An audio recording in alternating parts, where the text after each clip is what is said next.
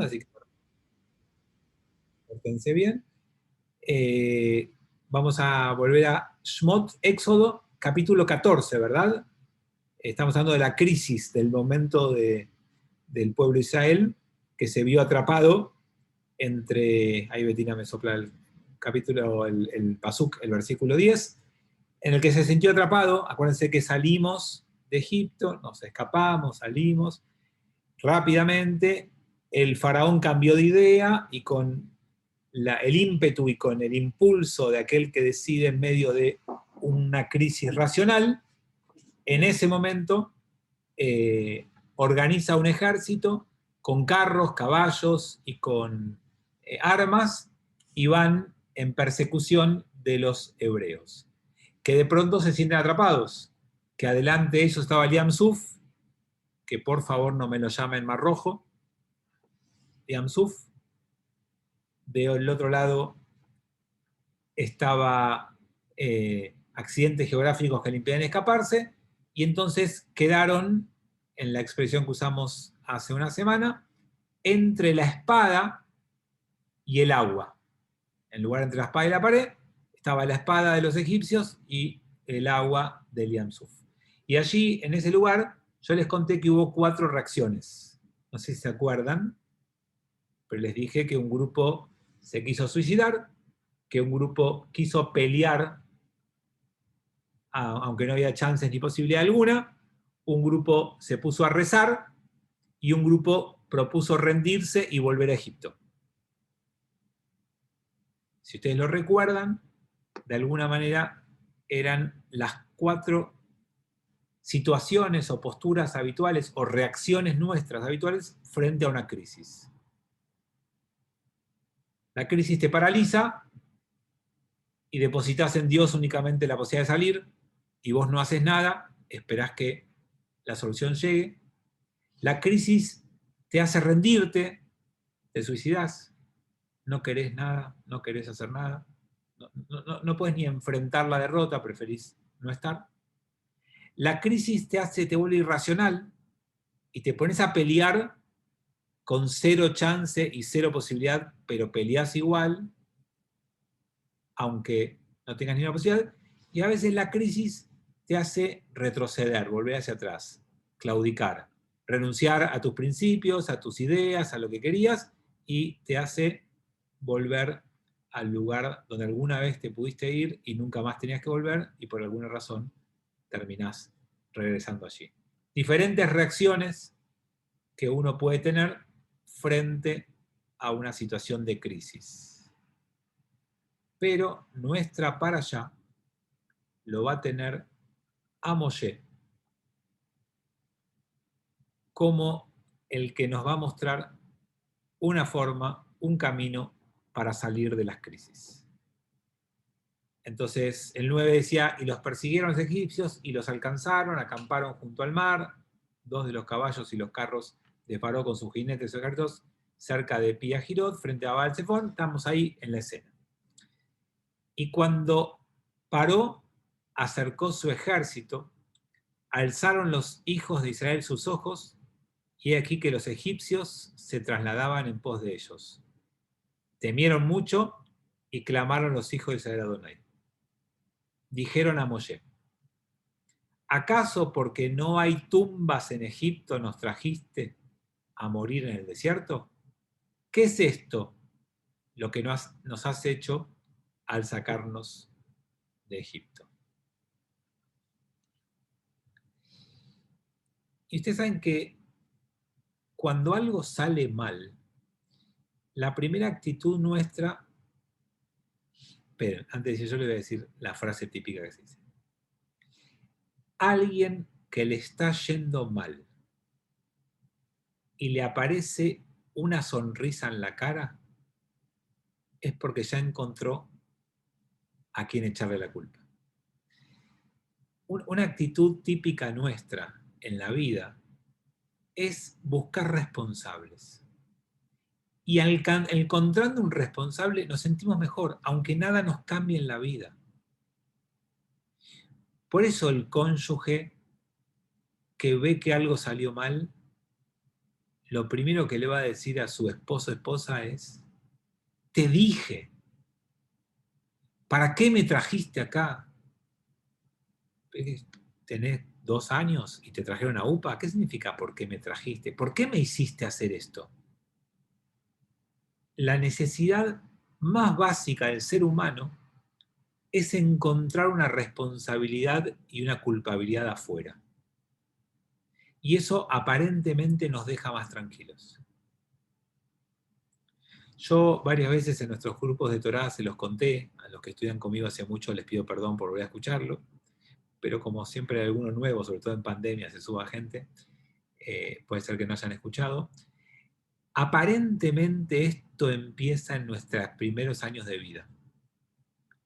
Cuando vos vas caminando y te tropezás y te caes porque estás aprendiendo a caminar, todavía no sabés caminar, y te tragaste una mesa y te caíste, viene mamá o papá y le pegan a la mesa y le dicen, mala mesa, mala mesa.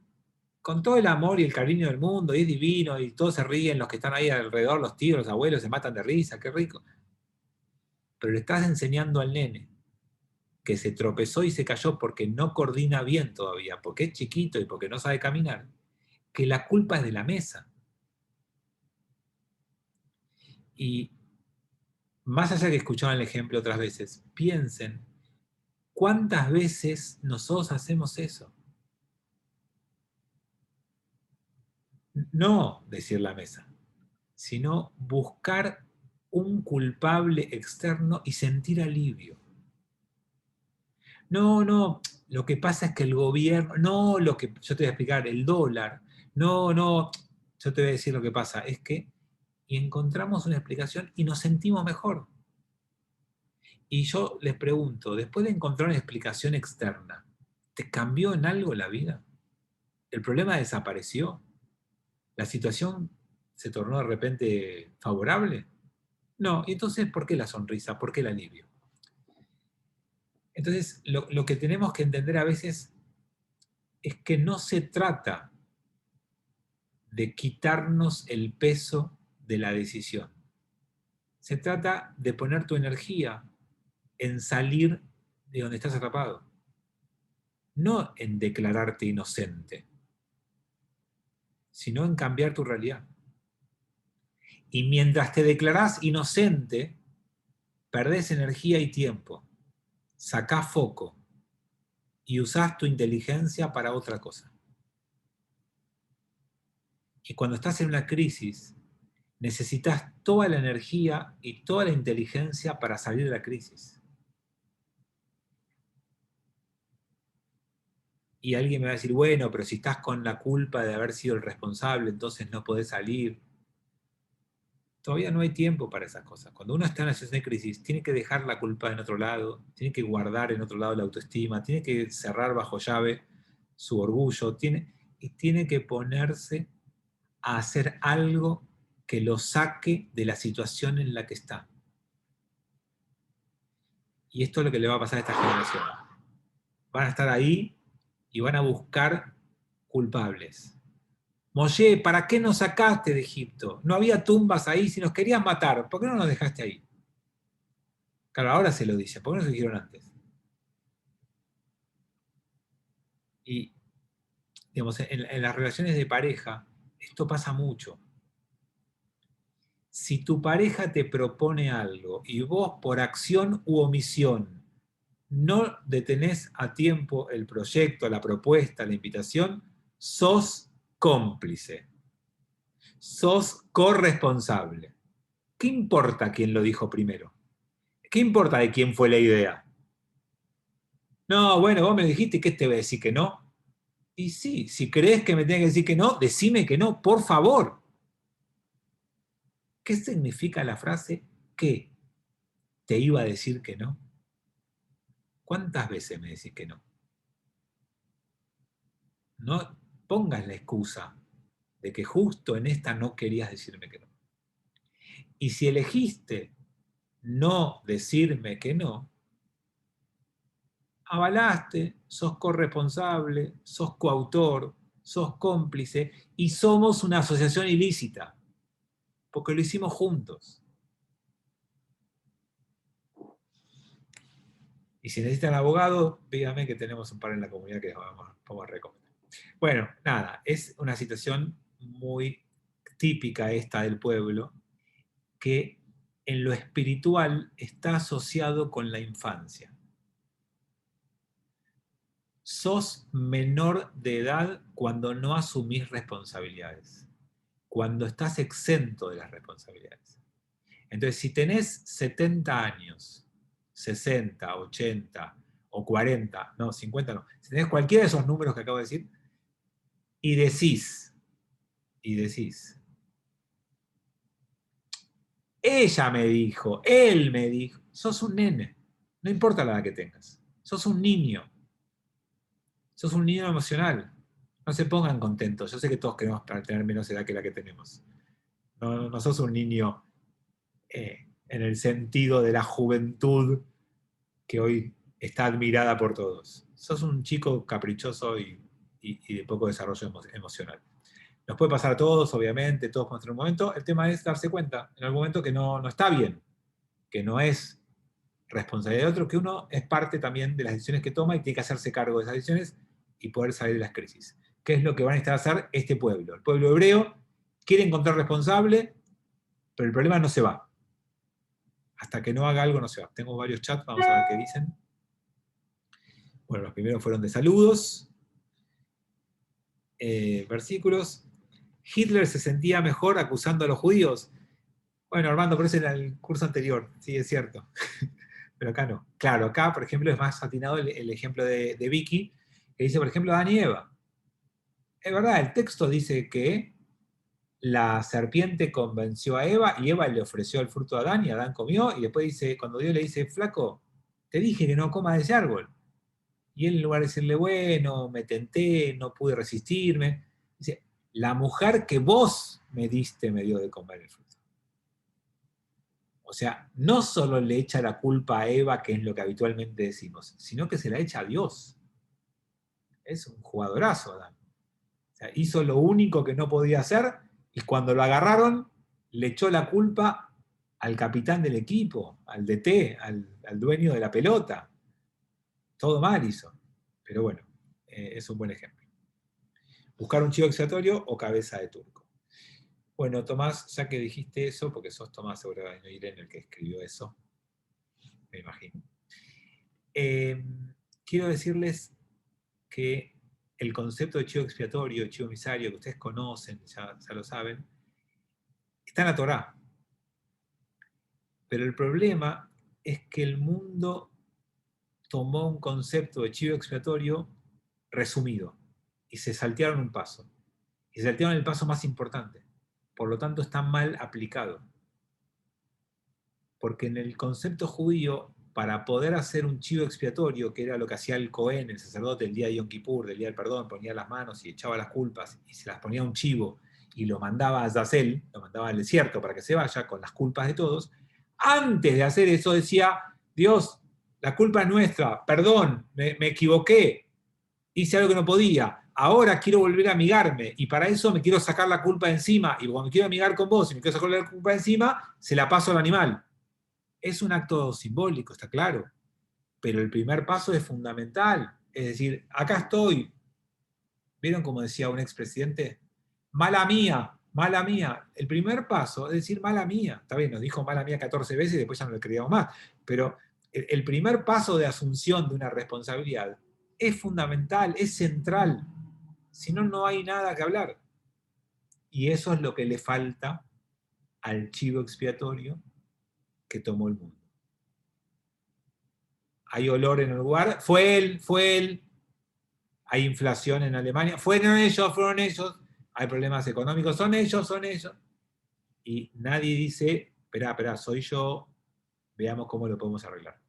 Por lo tanto, el concepto de chivo expiatorio está en la Torá, es nuestro, pero el mundo lo tomó equivocadamente. Entonces, volviendo al texto,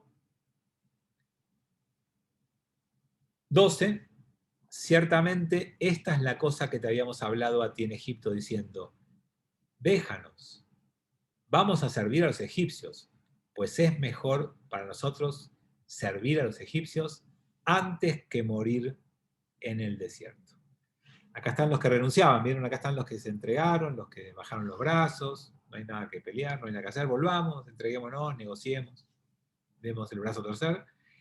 Y esta gente está claramente mostrando el tipo de vida y de educación que recibieron hasta ese momento. Eran esclavos, no tuvieron educación, ni formación, ni ejemplo para pelear de otra manera. Era un grupo de esclavos y todavía se comportaban como esclavos. Y por eso el desafío más grande que va a enfrentar Moshe en toda la Torá de acá en adelante que vamos a leer es sacar a Egipto de los judíos.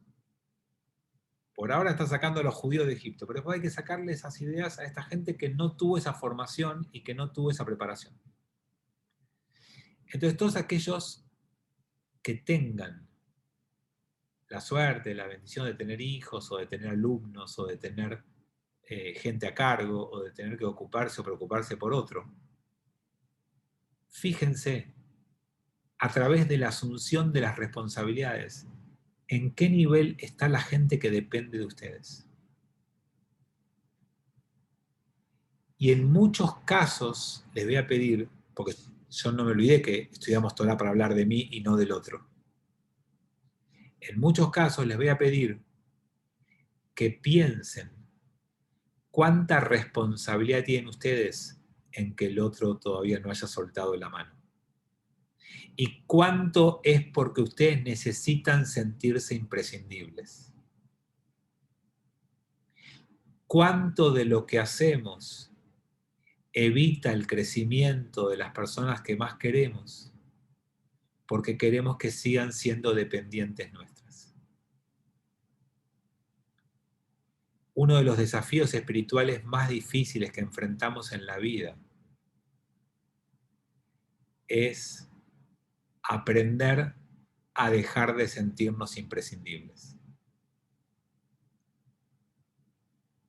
Es enseñar que el mayor valor que va a tener la otra persona es sentir que puede sin vos. Porque si yo quiero que sea conmigo, yo quiero que me necesite, porque yo quiero que me pida, yo quiero que me busque, yo quiero que me sienta que conmigo es distinto. Sí. Pero cuando hacemos eso, estamos poniendo un pie en el crecimiento y en el desarrollo espiritual del otro. Entonces, si le pido que lo miren en el otro, no es para juzgar al otro, es para que el otro funcione de espejo sobre vos. Y para que ese espejo te devuelva una imagen de lo que vos estás haciendo en esa relación y de si no debieras hacer un cambio. Si no deberías intentar buscar que tu satisfacción no sea descubrirte imprescindible para el otro, sino que tu satisfacción sea, mirá, le di las herramientas, se puede arreglar solo. Lo formé de tal manera que ya no me necesita. Y que eso no sea una amenaza, un miedo, un temor, sino un orgullo, una felicidad y un placer de que alguien ya no está allí dependiendo de mí para todo. 13. Dijo Moshe al pueblo: no temáis, permanecer erguidos y presenciad la salvación de Adonai, lo que va a hacer para vosotros hoy. Pues como habéis visto a los egipcios hoy, no volveréis a verlos más por siempre. No se tiren, no se rindan, no se entierren, no se hundan, paren, manténganse erguidos. Y van a ver qué es lo que Dios puede hacer por vos. Y si yo les digo esto, seguramente ustedes pensarán que ahora viene una salvación sobrenatural. ¿Qué es lo que Dios puede hacer por vos? Y entonces, a veces uno se imagina, a ver, ¿qué podría hacer Dios por mí? y que yo vaya caminando, levante una piedra y haya $1.000.000 abajo, que me llame mi jefe y me diga, uy, te ascendemos, te duplicamos el sueldo y te bajamos la jornada laboral y te damos una casa, un auto y vacaciones pagas. Todos esperamos un milagro que nos saque de donde estamos y que nos cambie la situación. Y si Dios tiene todo el poder, ¿por qué no lo va a hacer? ¿Qué le cambia? ¿Cuánto es $1.000.000 en un todopoderoso? Nada. Entonces, la expectativa puesta a veces en la salvación tiene una brecha tan grande con lo que Dios debiera hacer por nosotros o puede hacer por nosotros, que nos deja en una frustración permanente. Entonces yo los invito a que vean cuál es la gran salvación. Ustedes ya la conocen, parecería, porque es que abre las aguas, que cruzamos. Esa no es la salvación. La salvación es otra. El gran milagro, la gran intervención de Dios en la historia del pueblo hebreo, el gran mensaje de cómo salir de acá es otro. 14. Adonai regirá la batalla por vosotros, empero vosotros habréis de sumiros en silencio. Dios va a pelear por vos, queden tranquilos, vos no tenés nada que hacer, dijo Adonai a Moshe. ¿Por qué clamas hacia mí? Habla a los hijos de Israel y que partan.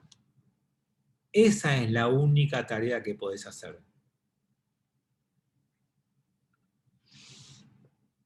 Emprendan el viaje, pónganse a caminar. No te paralices. No se sale de una crisis estando en el lugar donde estás ahora. No te quedes anclado en la crisis. No podés quedarte quieto. ¿Querés salir de la crisis? Hacé un milagro. ¿Sabés qué? Ponete a caminar.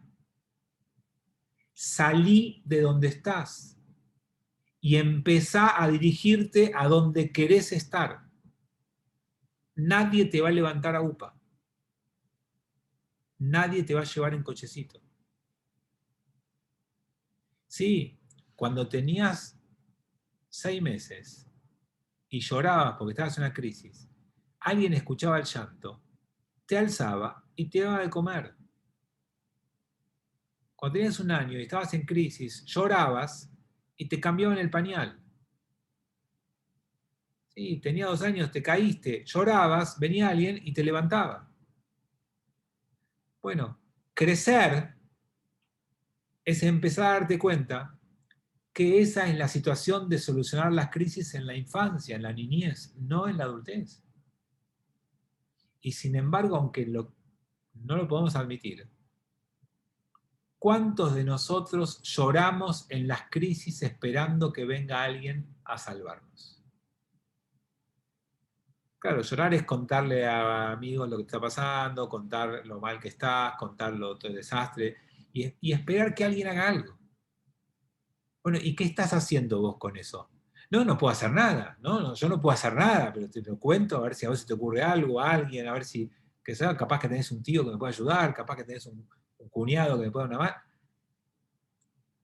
El primero que tiene que ayudarte a salir de la crisis sos vos, y tenés que salir poniéndote a caminar, que es simbólico, que no es literal. Pero ¿saben qué? Se transformó en el grito de libertad de los pueblos del mundo. Este es el origen de las marchas por la liberación. Y esto implicó la liberación de un montón de pueblos sostenidos por primera vez en este texto.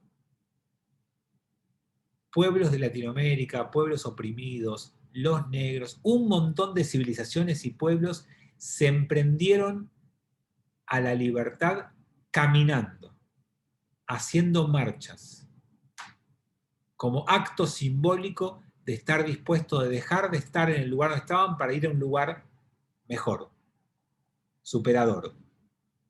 Caminaron hacia adelante para dejar atrás la historia.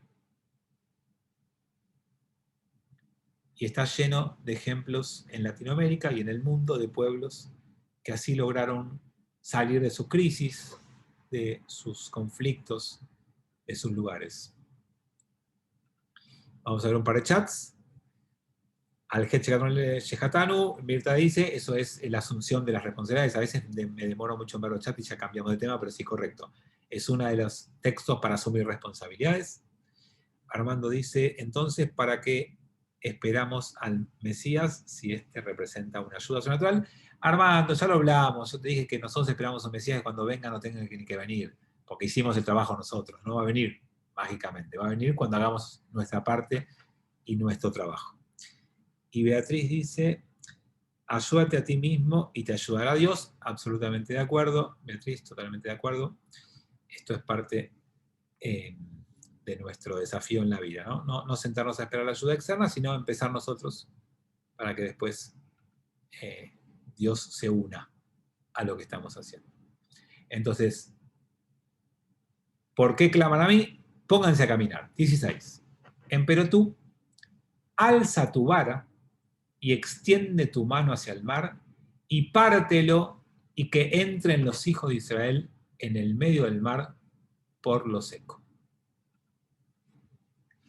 Y entonces acá viene la parte que parecería el milagro, ¿no? En donde Moshe mira el agua, tiene su bastón, su símbolo de poder, lo enfoca hacia allí y las aguas se abren en dos y queda un camino seco por allí.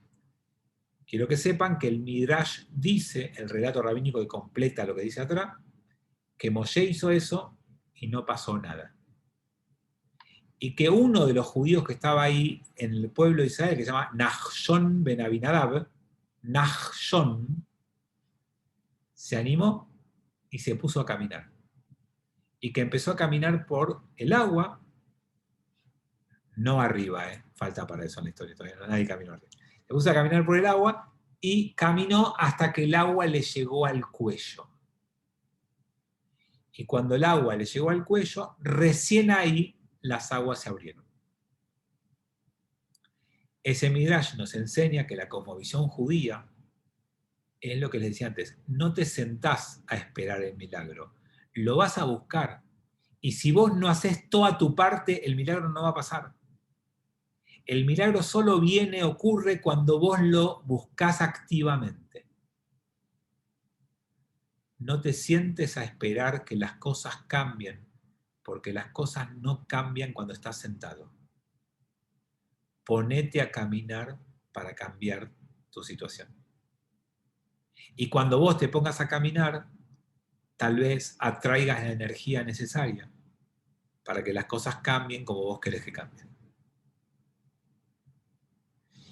Y entonces el pueblo de Israel salió, superó esa crisis con ayuda, pero con su involucramiento en la salida. Y a partir de hoy sepan por lo menos que el nombre de Nachshon quedó como adjetivo, y un Nachshonita hasta el día de hoy en Israel es el valiente que abre caminos. Aquel que se juega a hacer algo que todavía nadie hizo y que se arriesga en beneficio de los demás. Hay muchas anécdotas e historias de la humanidad donde alguien tuvo que arriesgarse para probar algo que después todos nos beneficiamos. Los hermanos que desarrollaron el primer avión, que hasta que alguien no se animó, no se atrevió a abrir ese capítulo, por más que hayan estudiado las leyes de la naturaleza y se han dado cuenta que ciertos movimientos de masa y aire y demás provocaban la posibilidad de volar, andá, subite por primera vez al avión. Cuando nadie se subió, subite y probá a ver si la ley se cumple. Acá muy buen ejemplo de Cari, justo a veces cuando aparecen los chats ahí los veo, aquellos que se dieron la vacuna antes de que esté probada. Acá tenemos algunos voluntarios que están en estas pantallitas que pusieron el brazo, porque no había que poner el tuje no lo hubieran puesto, pero pusieron el brazo para que los pinchen cuando no se sabía si iba a tener éxito o no iba a tener éxito, y eso es ser nachshonita en términos de la Torá. Sos aquel que se animó a abrir un camino que no te va a beneficiar solamente a vos, porque eso es lo importante, porque muchos, a ver, algunos me dicen, yo soy re arriesgado en los negocios y en la bolsa soy re arriesgado. Sí, pero si te beneficias vos. No, esto es arriesgarte sabiendo que el principal beneficiario es el resto, no sos vos. Vos no te beneficiás más que el resto. El resto se beneficia igual que vos y vos corriste el riesgo por el resto.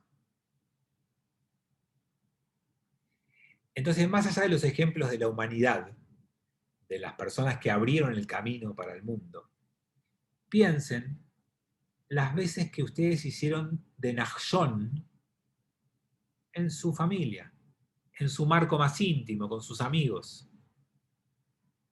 ¿Cuántas veces hicieron pequeñas cosas que posibilitaron a otro animarse un poquito más? Y desde el ejemplo más tonto, más trivial, llevaste a tu hija, hijo al mar y no se animaba a entrar porque estaba frío, y vos te congelaste y entraste porque querías que pruebe el mar, y te querías morir porque hacía un frío bárbaro, y te metiste un poquito para que tu hijo o hija, para que tu amigo o tu amiga se meta al mar. ¿Quién no hizo alguna vez eso por un ser querido?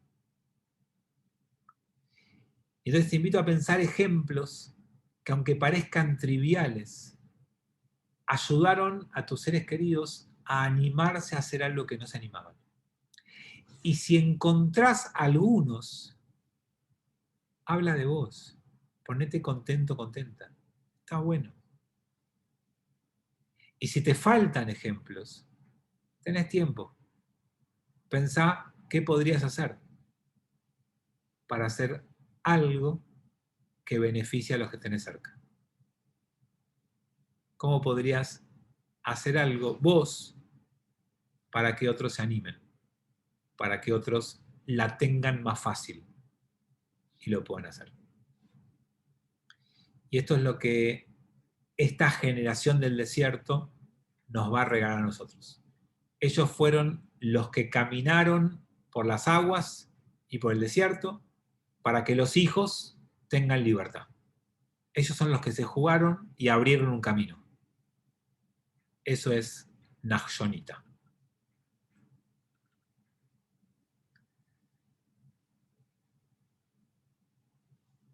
(17) Empero yo voy a fortalecer el corazón de los egipcios para que entren en pos de ellos, y será manifestada mi gloria sobre Paró y sobre todo su ejército, sobre sus carros y sobre sus jinetes. Y habrán de saber los egipcios que yo soy Adonai, al manifestar mi gloria sobre Paró, sobre sus carros y sobre sus jinetes.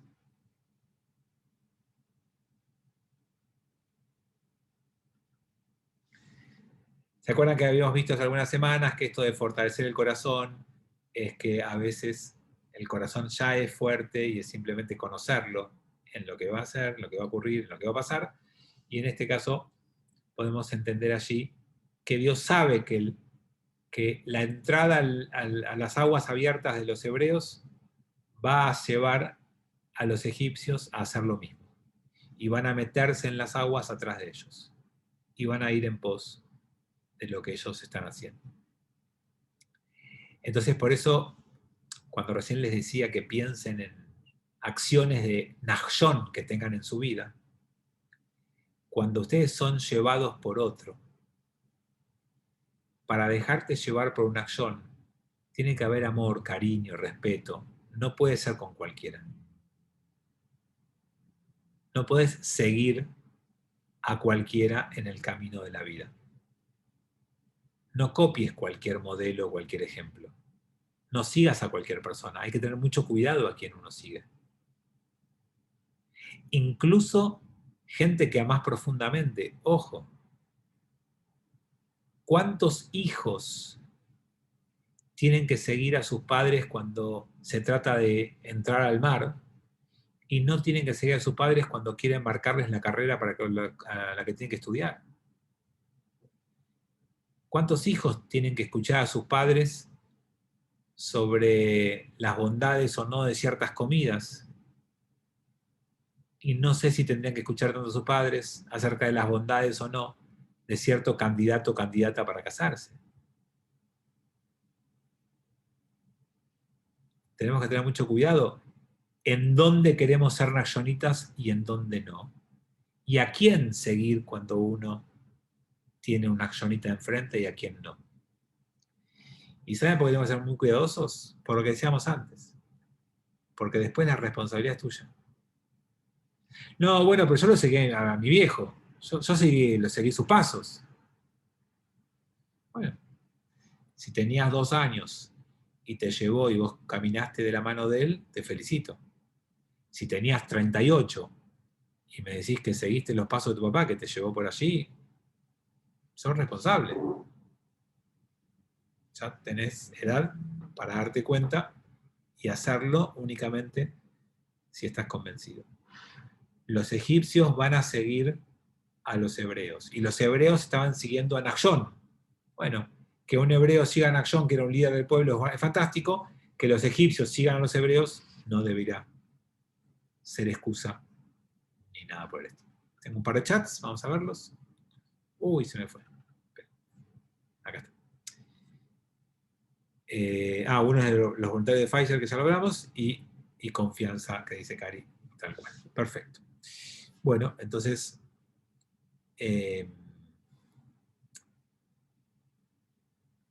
Catherine dice gracias por permitirme participar. Al contrario, un gusto, qué bueno que participes.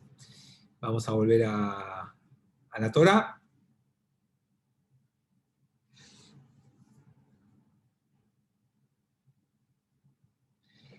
(19) Se desplazó el emisario de Elohim, el que estaba yendo al frente del campamento de Israel, y fue y se puso detrás de ellos. Se trasladó la columna de nube delante de ellos y se puso por detrás de ellos. Y ustedes que ya saben, porque lo venimos leyendo hace un tiempito, recordarán quizás que la imagen de los hebreos en el desierto es con una azúcar. La azúcar, en términos de la Torá de aquel momento, era algo que te protege por encima. Y eso tenía forma de nube. Y entonces había una nube que los acompañaba en el camino, y aparentemente esa nube se desplazó de estar adelante de ellos a estar en el fondo de ellos, en la parte de lo que se llama retaguardia, para cuidarlos y protegerlos. En lugar de guiar el camino hacia adelante, los cuidan hacia atrás. ¿Cuál es el simbolismo de esto? ¿Qué aprendemos de esto? Cuando vos vas avanzando en la vida, muchas veces lo único que te preocupa, o lo que más te preocupa, tiene que ver con el futuro, con el desafío hacia adelante. Y a veces es cierto. A veces vos necesitas concentrarte y focalizarte bien en cuáles son los próximos pasos en la vida. Y ahí está tu desafío, ahí radica tu peligro. Tenés que saber qué camino tomar, qué rumbo, qué decisión, hacia dónde dirigirte, dónde poner tu esfuerzo, y mirás hacia adelante. Ojo, que si bien eso es cierto, y es muy importante, y requiere de tu concentración, también es verdad que avanzar y descuidar de dónde venís, quién sos, a dónde perteneces, tu parte de atrás, también es un problema. Por más que yo ponga atención en ir al lugar correcto, si eso me aleja de lo que yo soy y de dónde vengo, y me desconecta de ello, también es un problema. Entonces, a veces necesitamos permítanme el término que no parece judío, pero es de atrás, un ángel guardián. A veces necesitamos una protección divina, una shejiná, en términos en hebreo, una shejiná, una protección divina, hacia adelante. Y a veces necesitamos una shejiná que cuide nuestro origen y conexión con nuestro origen, que no nos permita desconectarnos de nuestro origen. Si algo que me tocó mucho en mi vida rabínica es recibir gente que me dice: vos sabés que hubo unos años en mi vida donde yo me alejé, no me importó, no me interesó, y pensé que nunca más iba a tener un cariño, un vínculo, una intención de acercarme a lo espiritual, a lo religioso, al judaísmo. Y hoy quiero volver, y quiero estar más conectado y más presente, y hoy necesito estar de otra manera. Bueno, esa gente perdió esa conexión con su pasado. Y esa gente intenta, y muchas veces con éxito, reparar, reconectar con eso que perdió. Quizás a alguno de ustedes le pasa eso. Quizás alguno de ustedes aún ya levantó la mano y sí, seguramente. Y hay una imagen que a mí me gusta mucho de la Torá para eso, porque también habla de mí. Digo, me identifica, no es que habla de mí, me identifica a mí en esa. Y es la imagen del año del jubileo. No sé si todos conocen la ley del jubileo, pero me gustaría cerrar esta idea y este encuentro de hoy con esta idea. La ley del jubileo dice que todo judío tiene una parcela de tierra en la tierra de Israel, y es dueño de esa parcela, y le pertenece, y es de él. Y nunca la pierde. Pero te puede ir mal económicamente, dice la Torá, y tal vez circunstancialmente la tengas que vender. Y la vendas, porque te fue mal y no te va bien. Pero la Torá dice, pero nunca la perdés. No, porque si la vendiste, hay un año, que es el número 50, uy, qué número, es el año 50, donde todas las tierras vuelven a su dueño original. ¿Qué es lo que nos dice este texto simbólico? Que toda la situación que te hizo a vos pensar que perdiste, que te alejaste, que no tenés más tu parcela, tu porción, tu identidad, y que no la necesitas y que no la querés y que la perdiste, llega un momento en la vida donde tal vez eso vuelva y lo vuelvas a encontrar. ¿Saben qué es en la Kabbalah los 50 años? Pensaba decir el domingo, pero bueno, no tuve domingo. Pero es la edad del consejo. Según la Kabbalah, vos llegás a cierto momento en la vida donde tenés un poquito más de claridad para entender algunas cosas. Y por eso recuperás tu propiedad. Y por eso no la perdiste. Y vuelve a vos. Ahora, no es lo mismo que hayas trabajado muchos años tu tierra y que la hayas perdido poquito tiempo, a que la hayas descuidado un montón de años y hayas tardado un montón en recuperarla. Siempre se puede, pero no es lo mismo. Por eso siempre es muy importante que uno valore quién es, de dónde viene, dónde nació, cuál es su identidad, cuál es su raíz, cuál es su origen. Y que por más que haya algunos momentos donde uno sienta que no tiene esa conexión genuina, que no le sale natural, que no le fluye, que la trate de trabajar igual, porque en algún momento vuelve eso. En algún momento, por alguna causa o razón, vos vas a volver a sentir que esa tierra era tu tierra. Y lo mejor que te puede pasar es que cuando eso pase, haya una tierra cultivada, trabajada, cuidada, que no sea un terreno baldío, que no sea una tierra improductiva, que pueda ser algo donde haya cómo volver a conectar y cómo volver a nutrirte con ella. De eso se trata el viaje de la vida de una persona. Sabemos que puede haber un tiempo en el que te alejes, pero ese tiempo es transitorio, circunstancial. Va a haber algún regreso. Algo te va a hacer regresar.